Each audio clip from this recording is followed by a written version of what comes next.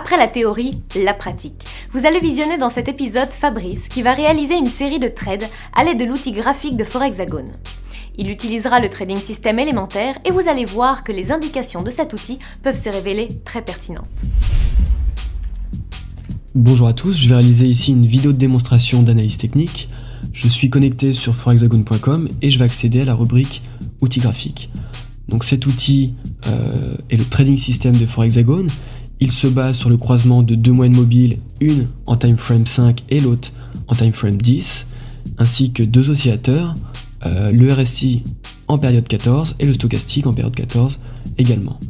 Donc cet outil va se baser sur le croisement de ces deux moyennes mobiles et lorsqu'il y aura convergence par les indications des deux oscillateurs, il va livrer des signaux.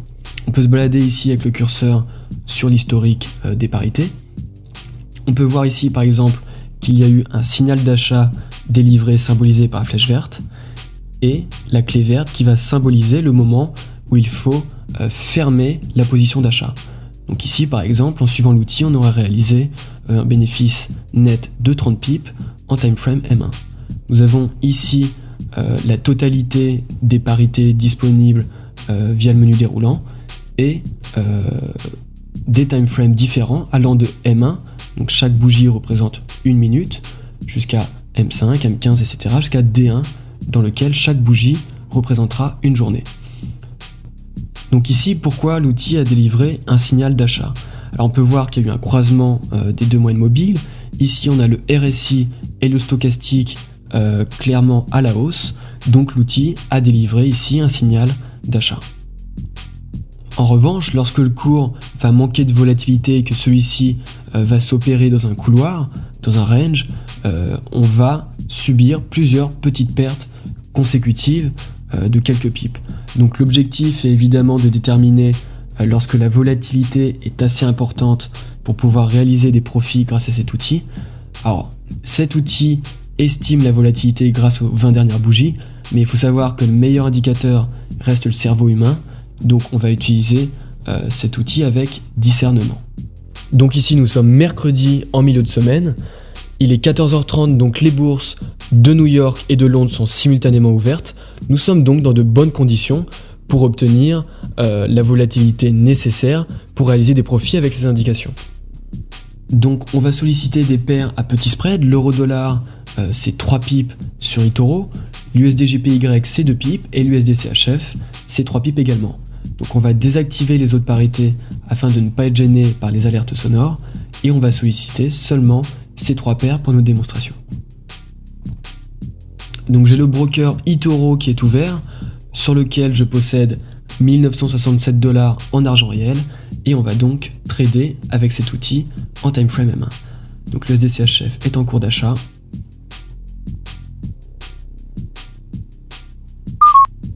Et l'ordre d'achat vient d'être clôturé ici, symbolisé par la clé verte.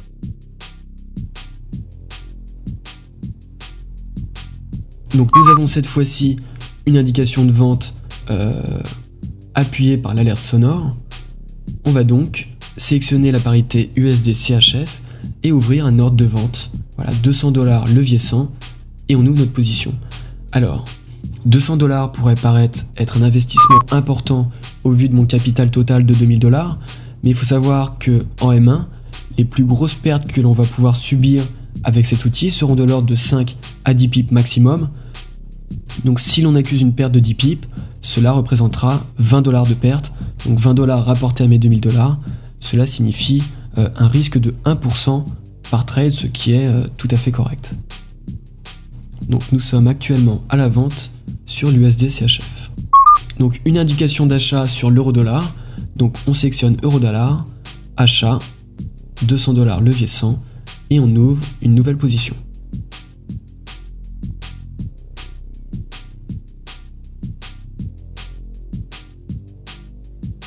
Donc indication de fermeture de ce premier trade symbolisé par la clé verte. On va donc fermer notre position d'achat pour l'euro-dollar. Donc un premier trade perdant de moins de pips plus le spread, on est donc à moins 5 pips et on a une perte sèche de 10 $. Et nous sommes toujours à la vente sur l'USD-CHF et nous attendons l'indication de fermeture. Nouvelle indication d'achat pour l'euro-dollar, donc on va ouvrir à nouveau une position d'achat de $100, levier de 100.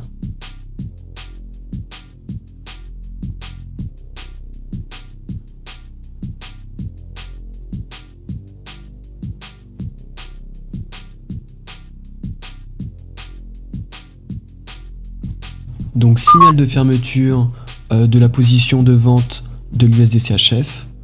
Je vais donc sur le broker et je ferme la position USD-CHF. Donc le signal a été plus pertinent que précédemment. Ici je réalise un bénéfice net de 17 pips, soit 14 pips net, qui nous donne $37. Et nous sommes toujours à l'achat sur l'euro-dollar.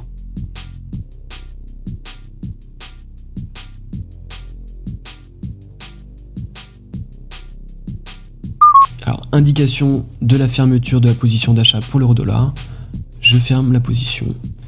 Je réalise ici un bénéfice de 26 pips, soit 23 pips net, ce qui représente $52 sur cette position. Donc nous avons tradé pendant 55 minutes. En time frame M1, je vous rappelle que vous êtes beaucoup sollicité, il faut donc être constamment derrière l'ordinateur. Et donc sur les 3 positions, on a généré respectivement moins 5 pips, plus 14 et plus 23 pips net sur ces 3 positions. Nous étions initialement à $1967 sur eToro. Nous sommes maintenant à $2046. On a donc généré un bénéfice net de $79 en l'espace de un petit peu moins d'une heure. Voilà, j'espère que vous y voyez plus clair et je vous souhaite à tous de très bons trades. J'espère que vous avez bien saisi la démonstration. Notez que votre premier bagage d'apprenti trader est bouclé. Dans le 10e et dernier épisode, je vous expliquerai quoi faire maintenant et comment naviguer sur forexagone.com.